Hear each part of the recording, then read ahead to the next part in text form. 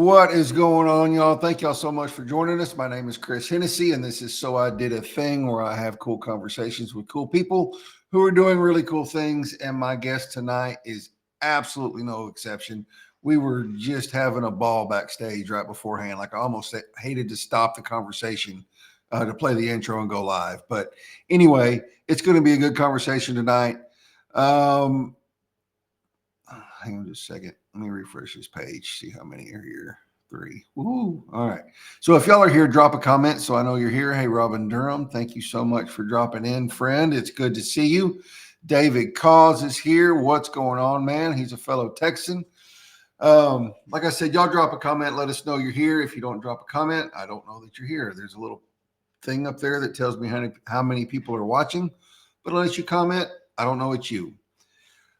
So there's a lot going on right now. Like the past few days since like Wednesday of last week, he's been absolutely bonkers. Like God is just doing some amazing stuff. I'm going to try and get it down into something really short and succinct. So as many of you know, my brother passed away tomorrow. It will be 2 months exactly that he passed away from fentanyl overdose. I kind of went down a little bit of a dark path after he died. Instead of leaning into the Lord for comfort, I started drinking a whole lot. Like a lot. Pulled myself out of that, thankfully, through some, talking with my pastor and all that kind of stuff.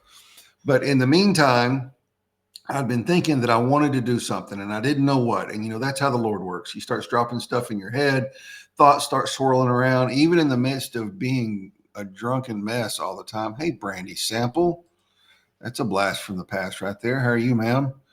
Bobby Stanley, he actually worked with my brother. He was one of my brother's helpers in the pipeline. God works in crazy ways. He just starts downloading stuff into your head. So I'm thinking, like, I want to go to Memphis. I want to go see Ben and Jess Owen. And if you've been keeping up with me at all on social media, I've been posting the snot out of them. They are in Memphis, in the trenches, turning old dope houses that they were shot in, stabbed in, bought dope out of, stayed in. They're buying those houses up, former brothels, former dope houses, and turning them into hope houses. They are on a mission to help some of the worst streets in the U.S. overcome the fentanyl crisis and also human trafficking. And so I wanted to do something to help them. And it started off, listen to this. This is the way God works. It started off Wednesday, or I'm thinking about it Tuesday. Wednesday, I'm thinking about it some more. So I text my sister and I'm like, hey, I want to go to Memphis to see Ben and Jess. Do you want to go? And she was like, oh my God, Josh, who is her husband, and I were just talking about this last night. We want to go do something. Okay, cool. So I text Ben and I'm like, hey, bro, like we want to come up. We want to, kind of get in the trenches with y'all, help y'all with some remodeling or wherever y'all need it, and just kind of hang out for a few days and help and love on some people. And he was like, yeah, come on with it. So this is Wednesday. I started GoFundMe on Wednesday evening. I posted on Facebook. It doesn't get anywhere. Thursday morning, I posted on LinkedIn and on Facebook. And by that night, we had almost $2,000. So, hey, Aaron Gibson, I see you, man. And Kelly Steinica and Lisa Marie and Monica. Everybody's dropping in. So by the end of the first day, we had like $1,700 or something like that. And I have a $5,000 goal right now. Fast forward to Saturday, I'm hanging out with my sister and another friend of ours, and we're talking, about my brother and about the trip to Memphis. In the meantime, I've invited this other friend to go with us. She's going to ride with us up there. My sister and April, and I think another LinkedIn friend is going to drive over from Jonesboro, Arkansas, and help us. But the girls are going to go over to the female house. They're going to do hair and nails and just love on those girls and pamper them. That night, Josh and I are going to cook dinner for the guys. And so in the meantime, like we're talking and we're excited and we're getting fired up and we're thinking, okay, this is not going to be a one-time trip to Memphis, one, but also what can we do in our hometown to help? There's a huge homeless population here in Jacksonville. It's a town of like 14,000 people.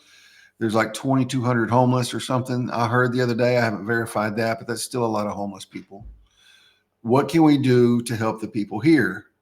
So we immediately recognized that This has gone from a missions trip to Memphis to get our hands dirty and to help Ben and Jess to an intelligence gathering mission. We're going to go up there. We're going to talk to Ben and Jess. We're going to see what they're doing. And it's probably going to take a couple of trips just to kind of get into it and watch and see and look and learn. But to take what they're doing and try to bring it back home, and to some extent, and I don't know where God's going to take it. It may not be anything like it. It may be exactly like it. I don't know.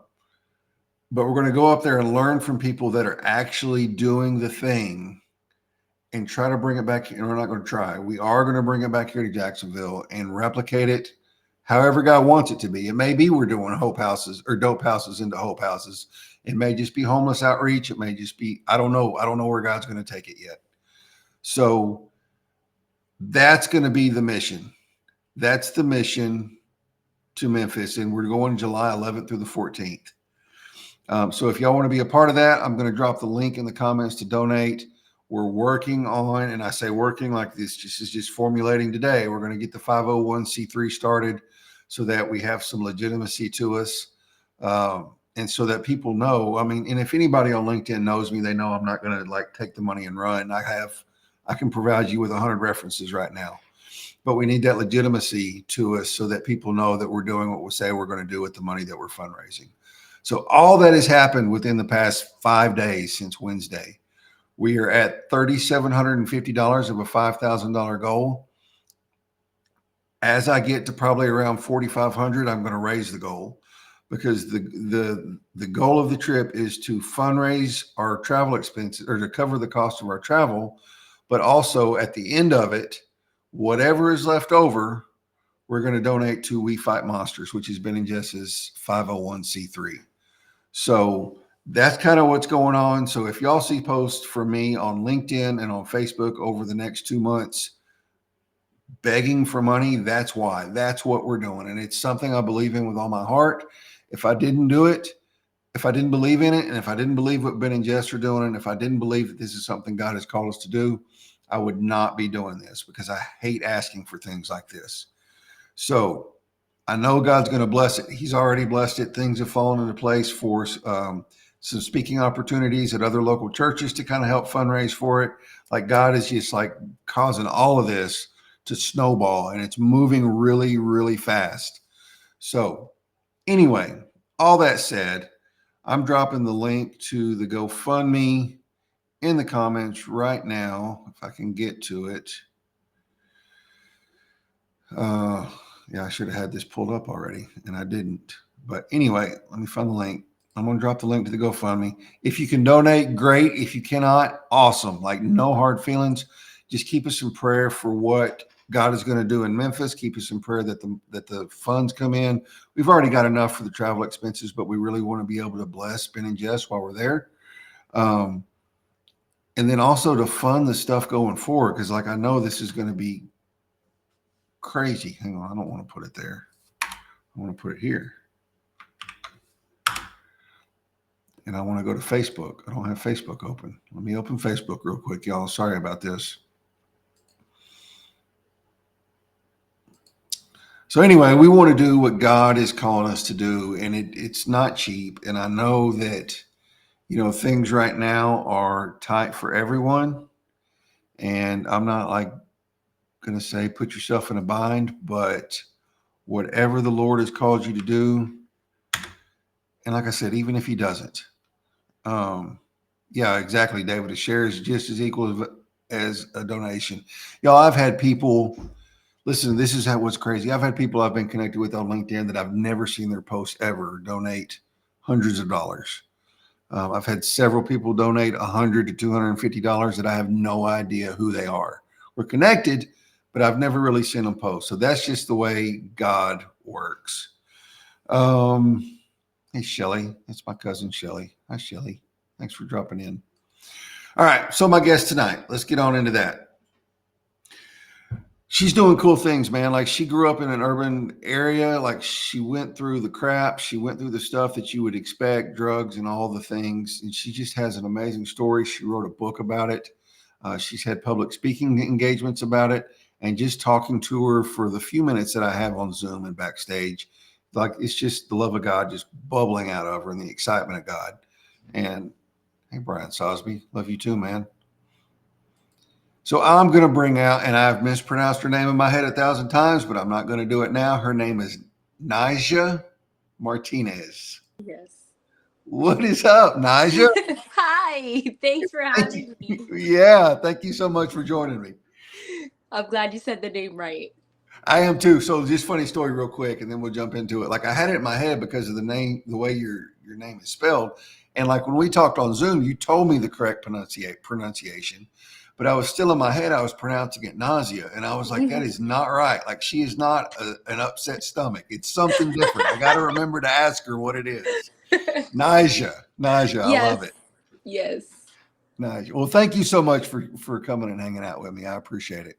Well, thank you so much for having me. I just want to say I love what you're doing with the dope houses to the hope houses. I love that. I feel like it's just such a great cause. No one talks enough about, the drug epidemic that's going on. So I just think it's such a beautiful thing what you're doing, and I know God is gonna bless that. Yeah, I really feel like he is too, man. And that's what's crazy is like I'm sitting here going, oh my gosh. And it seems overwhelming to think about all the things that have to be put into place to get this going. But I also know how fast things have moved already in 5 days. So if Yeah, this is God, then it's really going to be like he's going to orchestrate it and it's going to work out. absolutely. It's all gonna line up. Yeah, for real, for real, for real. So why don't you just tell us? And like I told you backstage, start back as early as you want and move on up and tell us whatever you want about your story and how God has brought you from a life that was not great, full of drugs, full of living in the inner city and the urban areas to where you are today and what your mission is. Sure. So, I was born and raised in New Jersey, in the projects, in an urban city. So, right off the bat, my father was a wild boy. He did a lot of witchcraft. He did a lot of gang activity, a lot of. He used to work for this mafia guy, and they would like rob trains and resell the stuff. It was like a big thing they were doing back then, apparently. Like some Um, TV, some made for movies kind of Yes, stuff. it really was. Like people used to owe him in the streets, and he was that guy you didn't want to owe money to. Yeah, Um, but that same energy that he had in the streets, he brought into the house. So yeah, it was we were all walking on eggshells. And that fear in the house, there's an absence of love in the house. So naturally, I gravitated towards things that felt good. I had my first yeah. pill. I'll probably say maybe I was probably about like 10, 11 years old when I had my Mm, first Ambien. And I started tripping, and I was high, and I liked it, and I wanted more. mm-hmm, And after that, it was just sneaking pills and taking it here and taking it there, and then the smoking and the drinking and then the partying and then the cocktails and being reckless, living in a reckless way. It mm-hmm, kind of, that comfort. I was trying to find comfort in the things of this world, and mm-hmm. we know that that gets us nowhere. um Nowhere. and then after, during my high school, I was very rebellious, very bad, very mean. And I got into a lot of trouble. It was at first I was very like scared to do the wrong thing because I had like this fear of my dad. But once we finally left the house, it was kind of like, all right, girl, you can do whatever you want, you Yeah, know? yeah, So I was off the leash and I was able to do whatever I wanted, and that was exactly what I did. And I got myself into a lot of trouble, a lot of scary situations, but I will tell you that every situation that I've gone through, I've seen God's hand in it. mm-hmm. Like Same. supernatural, crazy things that like I had no business doing, and the right person was there to help me, to Mm-hmm, make sure I got home safe, to make sure nothing happened to me. And, you know, just even thinking about it now, like now they're cutting the drugs, they're putting fentanyl in it, they're putting these extra things in the drugs that they didn't before. So the grace of God was over me because I could have had one wrong sitting and it would have been one done for wrong. Yeah. You know, I talked to at it was at my brother's visitation, and then the following week, one of my old dope buddies, his dad died of brain cancer. So at my brother's visitation, I'm not going to mention his name, but he was there, and we had a conversation about that. Where back in our day, you know, when we were doing drugs, and this was back in 2004 to 2006, we Mhm. didn't have to worry about fentanyl. All we had to worry about was somebody cutting the stuff to make it weaker. Yes. And and now to know that they're putting that stuff in drugs, like it scares me. Like I've got a buddy now, he smokes weed, and Yeah. I'm not condoning it. I'm just saying he does it. Yeah. But he quit smoking weed and he started buying the stuff from the vape shop because he's so scared about what's on it. And Yeah, like I said, absolutely. I'm not condoning it one way or the other. I'm just saying that you don't know what's out there anymore. Yeah, it's so true. I've seen multiple people just get involved in all the wrong stuff, and Mm-hmm. it's that one small chance that you can slip, and it's Mm-hmm. done, and it's an amazing thing to see what God is doing, because as much as all these things are happening, there's movements like yours being Mm-hmm. put in place to help and There is. prevent.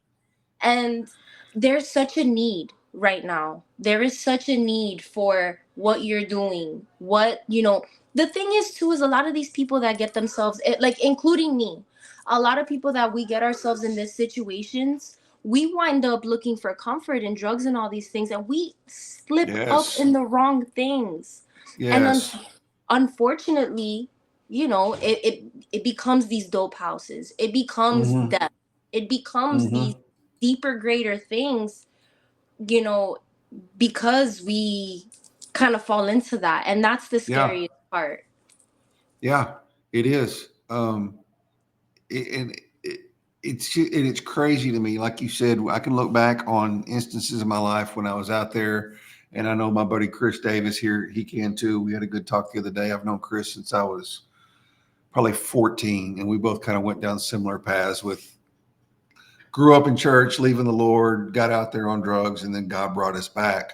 But I Mm-hmm. know we can both say that we can look back and see God's hand on us, even in the midst of our stupidity.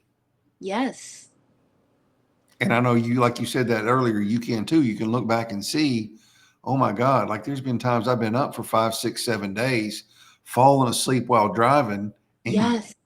That's the didn't worst die in a part. car wreck, you know? Yes, that's the worst part. I remember I would take my pills, drink, get it behind the wheel, and not know how I got from point A to point Yes. B.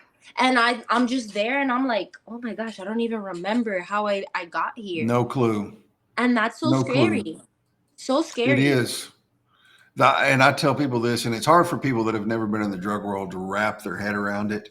And my buddy Jason in the comments, he didn't mess with any of that stuff, but he saw me whenever I was there because I was down there in Houston at the time.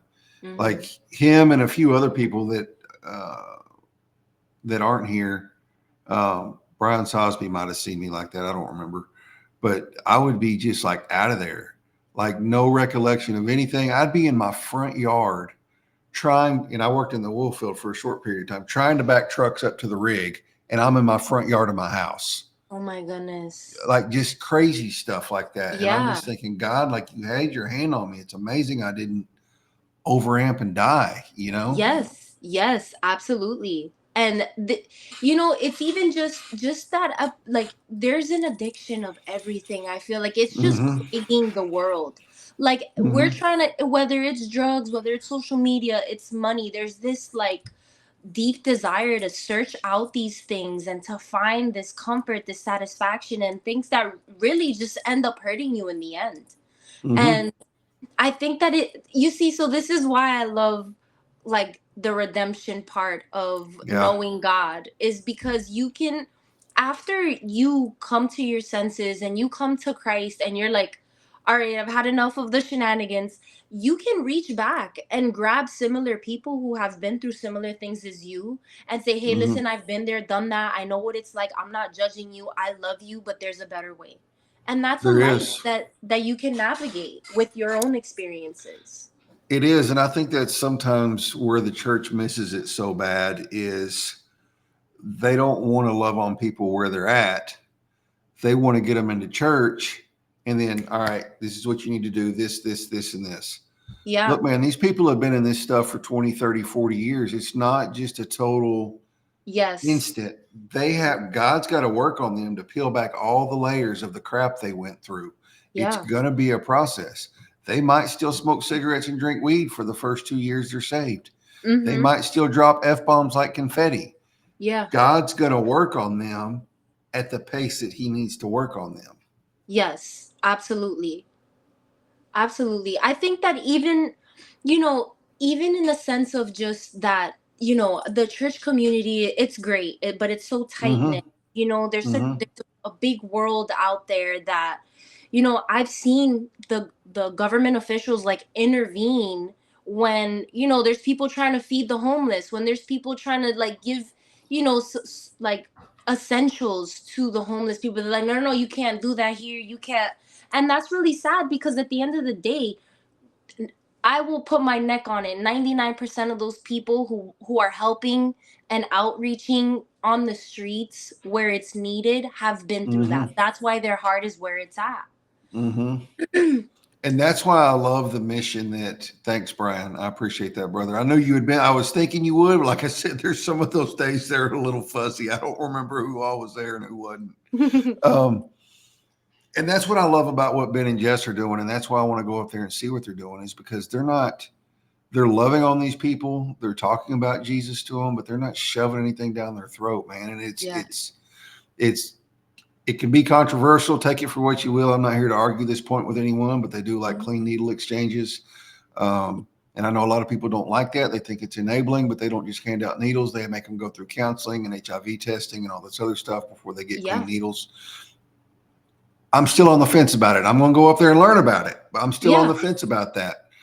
They give out Narcan packs. They're loving on them. They're feeding these people. They're offering them away. But even Yeah. if they decide, I'm not ready yet, guess what? They're still out there in the streets with them, loving on them, visiting them, hanging out with them, laughing, cutting up, playing Yes. games, like all that stuff. Like they're doing what Jesus would have done, man. And Yes. that's why I'm like, that's the way it's supposed to be. Absolutely. Like, so growing up in an urban area, like, because the city is so small, the local drug addicts. You Oh yeah. do. You just know, Yeah. listen, you throw them a little dollar here and there.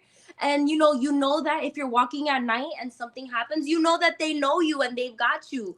But listen, Yes. we knew some guy, his name was Eddie. We always gave Eddie a dollar. And he was like, hey, what's going on over there? That's my girl. Be careful over there. You know? Yeah. But it's and I will tell you that every single one of them who are in bondage to the addictions, they have such a good heart. They Oh my really God. do. They do, Yes. man. Like they are, and like my sister has never been around any kind of somebody that was really strung out except for me. And I really wasn't around them at the time. And Yeah. so she's a little nervous about going into the hood and being with these people, but she also knows it's necessary. And Yeah. I keep telling her, and I tell people about this in prison too, is like, the volunteers that are nervous to come in prison, you don't have anything to worry about. I'm not saying there's not going to be some retard that wants to rob you or something like that. But by and Yes. large, if you're there loving on them, For like they're sure. going to love on you back. They're going to Yeah. cut up with you and talk with you. And as long as you're not just like condemning them, but you're Yeah. showing them the love of Jesus, how Jesus showed them love, they're going to love you for it, man. Absolutely, the best way to spread the gospel is to demonstrate that love. Yes, yes. And again, like you made a great point before, it can be do this when these people don't have the capacity to make those steps. No, Even no. when I go into the jail, you can see these kids eyes light up because Hmm. of how hard we love on them. They're excited to So, know. so tell us about that. You told me Okay. before whenever we were on Zoom that you really had a heart for the youth and the kids. So Yes. tell me about you going into the jail and the juvenile detention center and ministering to these people. Okay, so I have partnered up with a nonprofit organization called UYJ. It's Urban Youth Justice. And I it's so God. First of all, the founder is from Jersey City. I'm from Union City. They are one city, like they're just right next to each other. Yeah. And um he told me about what he's doing in the jails, and it was right up my alley. I immediately said yes without a hesitation to go in. I just went at first to just kind of check it out, see what it was about. But I'm telling you, it's so crazy how me sharing my story has opened up that door for me to Hmm. go and speak to the youth, because, I've never really said anyone like, hey, I'm targeting the youth. And it just kind of happened. Yeah. And when Pedro had offered me to go in and just kind of check it out, I wept the day after I visited those kids, and I could not stop thinking about them. And we talked about them for about 2 weeks. And the next time that we went in there, like, we told them, I went with Monica. She's on here now. We were like, listen, y'all want to be gangsters? Nobody here is too gangster for God. We're gonna get up and we're gonna worship. Y'all wanted to be bad and get in trouble, but it came from a loving place because we've Sure. been there. And we know what Yes. it's like. You need that person. You need that person to love on you, but to tell you, listen, you wanted to be a cool guy being bad and doing what you wanted to do. Now you want to come to church? Let's have church. Yeah. And it is a burden of mine to share and to encourage, and I can see it in their eyes. I can see when someone is broken, and it breaks me. I Yeah. cannot, like, Yeah. immediately I'm like, God, use me for them. Yeah. We're meant to impact and touch the world, and we're meant to be available, and to I love what you said before. It's not our place to judge, right? Yes, Right. we can always correct our brothers and sisters in Christ, but that lost world doesn't need correction at that moment. They need love, They need unconditional love. love. Yeah. And it's okay. And it's okay to be like, to offer them hope and offer them help and love on them and, let them know, but you have to be careful how you do it, man. But to let them know what they're doing is wrong, but they know what they're doing is wrong. They already know that. They need to Yes. see the love of Jesus in you. And that's going to be the seed that's planted. That's going to be what has them thinking, maybe it's time. Yeah. Maybe it's time. Absolutely. I love the idea of, well, the parable of just throwing those seeds out there. And, Hmm. you Hmm. know, I've seen it. I've seen You're it. you're absolutely right, Kelly. Nobody's too That's a gangster for God t-shirt. merch. That's a t-shirt right there for sure. Listen, yes. I saw one that said saved, not soft. Right. So Hey, and you can take this however you want to, but I got a buddy of mine that says all the time, I love Jesus, but that don't mean you ain't gonna catch these hands.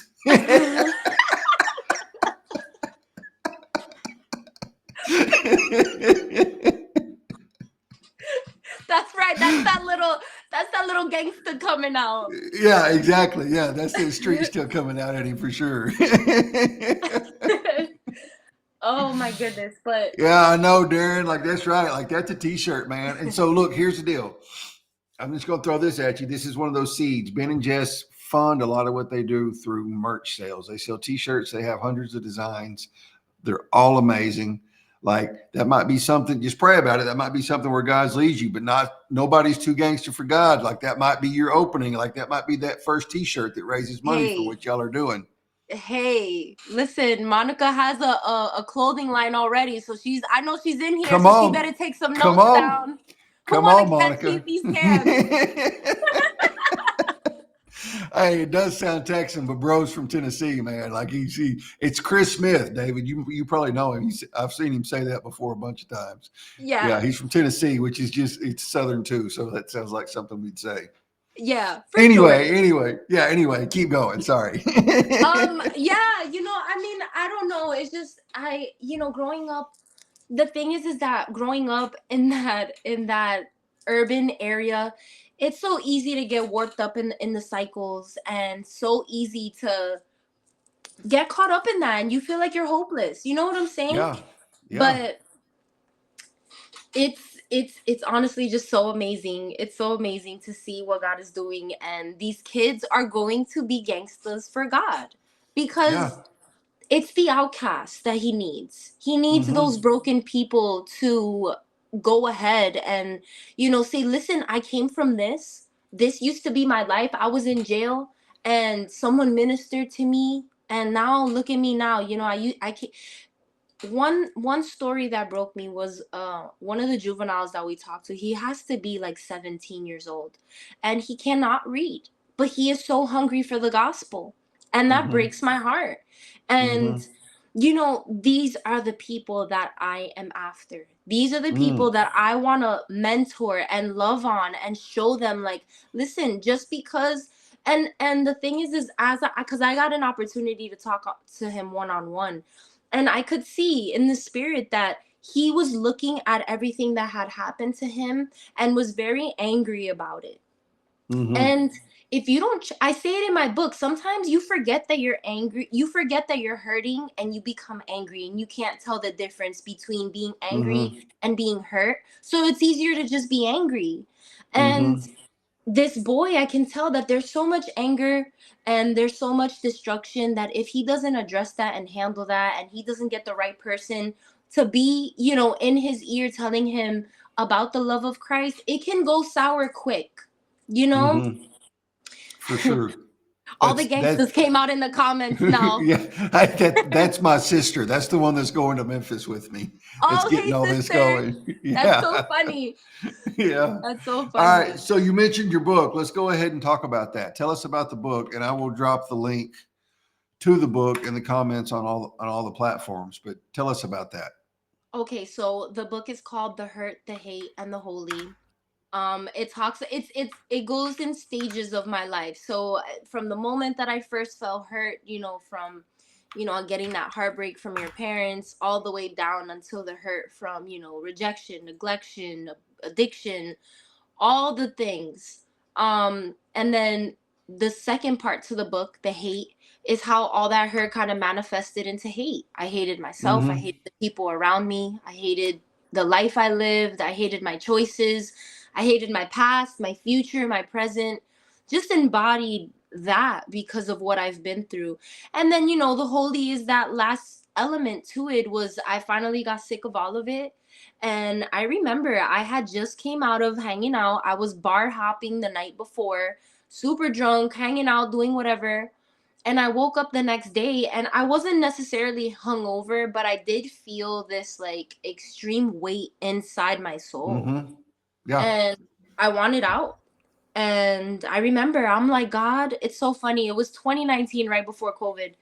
I was like, God, I'm gonna do this, this, and this. I had full blown intentions of being in the adult industry.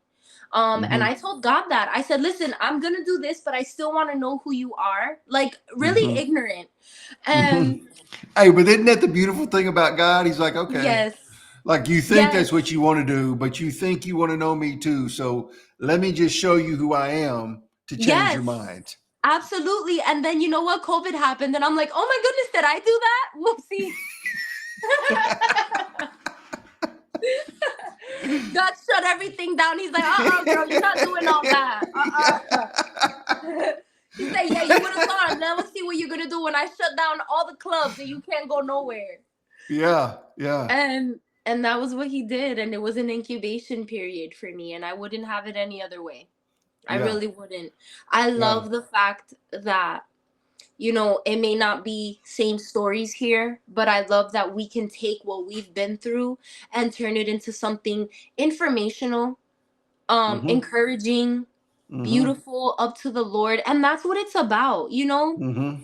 And I truly believe that, even though we're in different realms, I'm over here in the youth, you're over here with the, from dope to hope. I think that it just shows the heart that we have, you know, Yeah, coming from what we've been through. yeah. And God's going to call us to different areas anyway.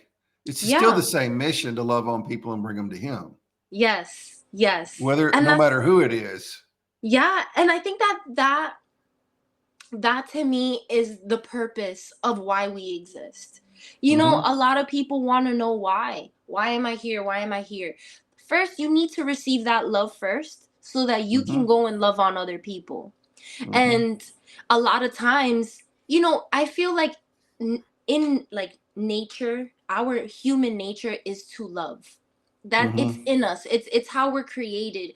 But as life goes by and we pass through this life, it gets chipped away. So it's harder for us to love on others. But once we get back to that from the beginning, I feel like it is such a powerful thing because we can see what we came from, where we're at now, and how important it is to preserve that love Come so on. that you can extend it to other people who Yes. are broken.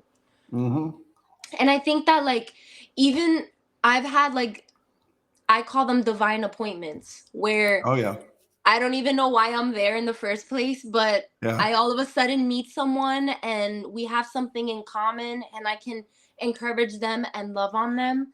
And I think that it makes life more adventurous and more fun when you're open to, all right, you know what? I don't know why I'm here, but I'm Yeah. trusting God. That Yeah. becomes the adventure that we all desire. And listen to this. So I'm going to drop this on everybody. Like, and I don't even, you can remind me, somebody referred me to you. It was one of my former guests. Was it Pedro? Who said you needed to go check Chris out? Monica. Monica. Okay, it was Monica. All right. So Nayza leaves a comment. I get a notification randomly one day, 3 weeks ago or 4 weeks ago, whatever it was, like this ran. And no, look, y'all, my YouTube channel is small. I have 150 subscribers. I don't promote it, nothing. Nobody ever comments on it unless it's a friend of mine. Like nobody. Nigel drops a comment. Hey, I'd love to talk about collaborating. I was like, who is this person? I was like, all right. So I sent her an email and I was like, here, let's get on Zoom because I'm not fixing to have you on the show and I don't know anything about you. And I'm telling you, it was God because we got on that Zoom call and just I immediately my spirit clicked with her spirit and I saw what she was doing was real off a random YouTube comment Yeah, on a YouTube channel that nobody ever sees. that's crazy. Right? So crazy. Yeah. And that's, you know, and even, and this is what I believe. I believe no matter how big or how small your audience is, somebody needs to hear what we're talking about Yeah. because they're struggling with something that we've touched on tonight and we don't even know. And Right. these are those seeds that we talk about that we throw out there. And it's like, Mm-hmm. oh, I didn't even know. And this is, I'm going to tell you, like, the people who have read my book, this is the theme that they've been saying. They're saying, I didn't even know that I had hate and resentment towards so and so. Right. And like this book is helping them realize that because I decided to share my story. And that's so important because some people don't even realize the baggage that they're carrying. No, they don't. Yeah. And there's so many different avenues, you know, like I touch on a lot of different things. I was sexually assaulted at 4 years old by by another 5 year old. And it's just I've had grown men come to me and say, I was sexually assaulted too, thank you for sharing your story. And Mm-hmm. you know it's just to show the power of a testimony, to show Mm-hmm. how when you're courageous enough to have those conversations, that as uncomfortable as they might be, it's gonna help someone. N- Mm-hmm. and that's what I live for. Yeah. You know, the Bible says they overcame by the word of the testimony, the blood of the Lamb, and they loved not their lives unto death. But that Yes. testimony is powerful. Um, it's powerful. Your story Even is powerful. Our story, anybody's story is powerful. It's going to help somebody that's been through the same exact stuff. I know Chris Davis can tell you that. Brian Sosby, another guy that's in the comments, can tell you that. Brandy Sample. Brandy never did drugs, but her baby daddy at the time, or it's still her baby daddy, but her boyfriend at the time, he and I were dope buddies along with a whole bunch of other people. She never really messed with it, but she was there and saw the lives it destroyed. You know what I mm-hmm. mean? Like all Yeah. these people were there and now they all have a story to tell. Yes. Yes. And you know what's crazy? So I think about the first century church a lot more than I should. When they witnessed two people, about Jesus, it wasn't like this, like they read some stories. They Mm-hmm. had an actual story, that like a personal thing that they could share.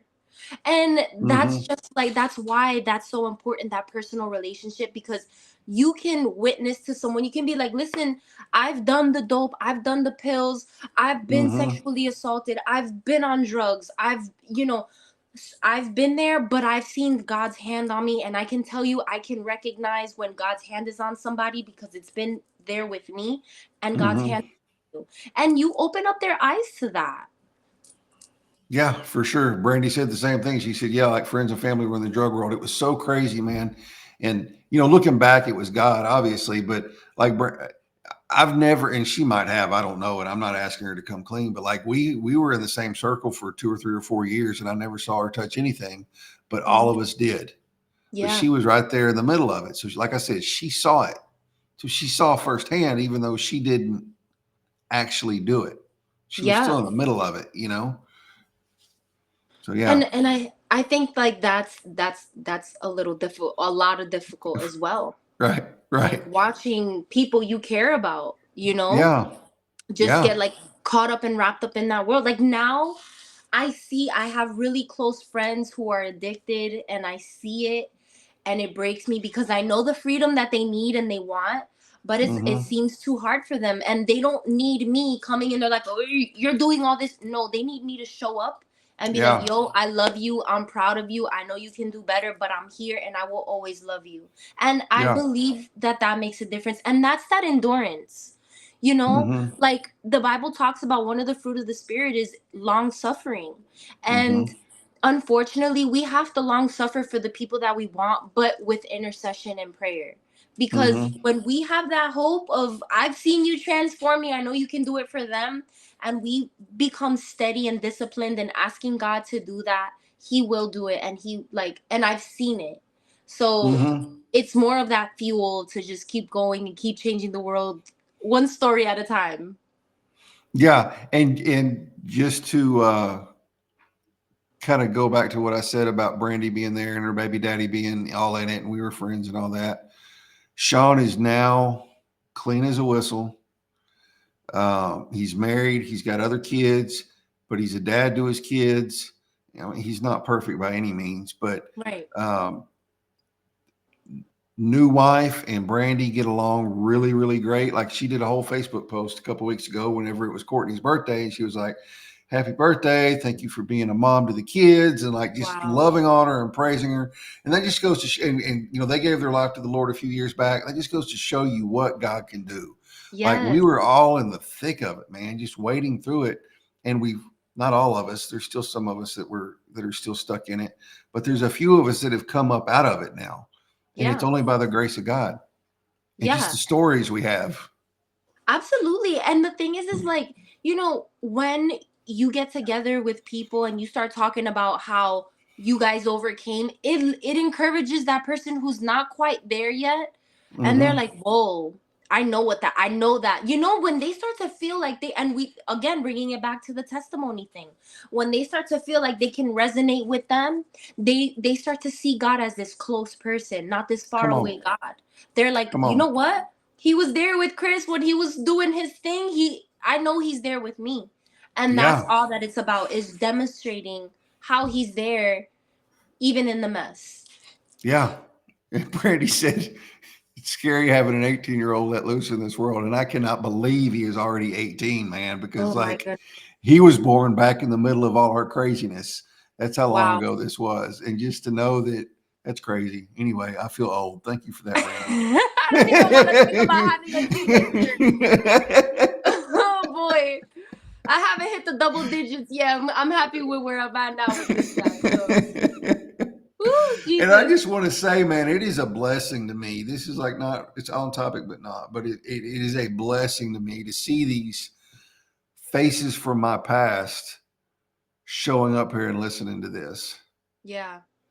People I was in the thick of it with. Chris and I never did drugs together, but we were both doing drugs at the same time. But our Right. circles didn't intertwine. Um, and some of the other people that have showed up on here that just, I'm like, God, like you were good. Like Yes. you were really good. Like all these people now, all of a sudden, it's like come full circle. You know what Yeah. I mean? And God is just like doing stuff in all of our lives, and it's amazing.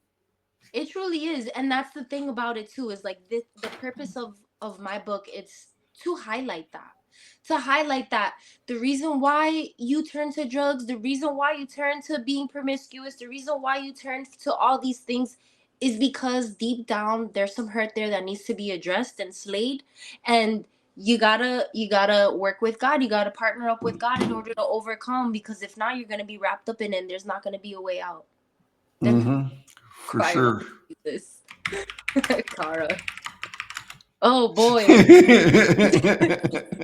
Almost 19. Oh my God. Oh boy. Thank you, Brandy. Oh my gosh. I'm just grateful to God I don't have a girl because I'd be bald by now. Hey. I don't even have any kids and I'm bald, man. Oh my goodness. Oh All right, boy. y'all. Is there any other, y'all have any questions for Naja? Naja, do you have anything else you want to leave us with? This is going good. We absolutely do not have to shut it down right now. Well, I'm just If you blessed to have be more here. you want to say, No, I mean, I'm just truly blessed to be here. And I just, I just want to encourage whoever's watching. Like, I know you talked about your past and your history and the people who are on here. Like, I just want to encourage you, like, get to the root of why things have happened the way that they've happened, and seek healing, seek Jesus, seek God. That's the only thing that's going to come fill on. that spot, that little emptiness, that thing that we all carry. We all carry that hole that needs to be filled, and God is the only one who can. Nothing in this world can do it. Come on. Amen. Yep. Y'all check out her book. I left the comments on all three platforms on YouTube, Facebook, and LinkedIn. Y'all go check out her book. Connect with her on Facebook. Connect with her on what is your TikTok handle? Hey, It's Brandy, there's my just, pastor. yes, just dot Nija. Just dot Naja. That's Nazya. I don't even have the dang Wait, it's N A Y names on Z A. Nayza. There it is. Sorry, I didn't Yes, have the names up there. Just dot Naja. Nayza. I'll go connect with her on TikTok. Connect with her on Facebook. yes. Um, I go on yeah, I live. know. I do prayer sets. Like, we get down, we do Bible study together. I'm all about pouring in and helping and encouraging and praying. I love the Lord. So, whatever you need, prayer, laying on some hands. I'll lay some. Oh, yes. And we have a UYG podcast coming soon. Do y'all need any help with that? If you do, let me know.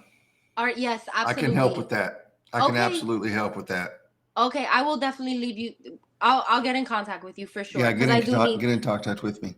Yeah, for yes. sure. I can definitely help with that. Awesome. Like live streaming is my jam. I'm kind of learning about the podcasting scene, but there's not much difference between a live stream and a podcast. This is a podcast. It's just broadcast live.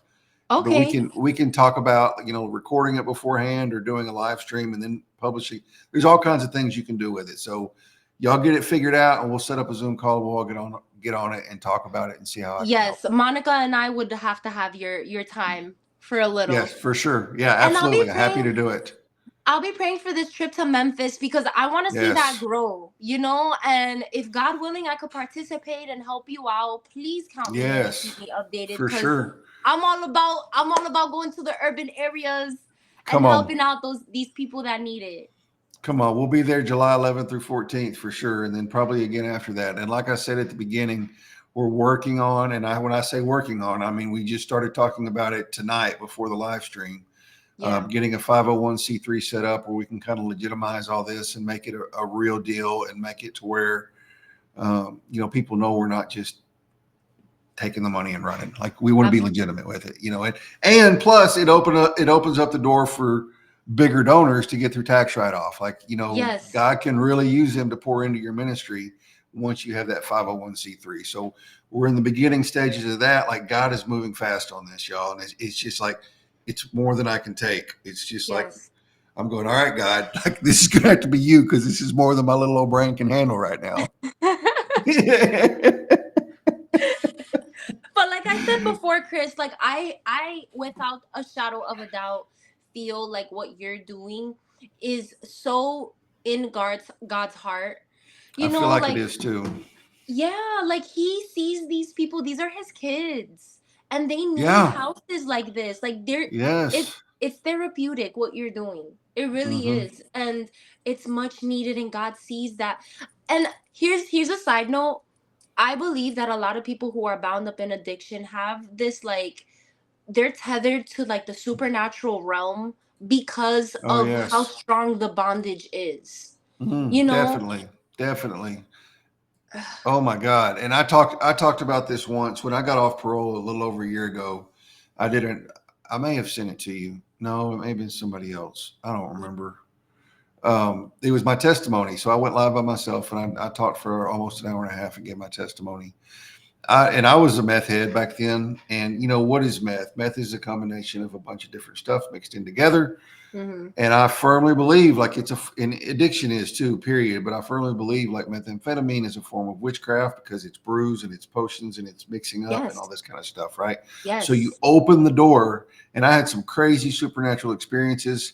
Um, I'm not going to go into it here because it's about a 20-minute story. It's Yeah. on my YouTube channel under My Story is the name of the video. If y'all want to watch it and check it out, I talk about it there.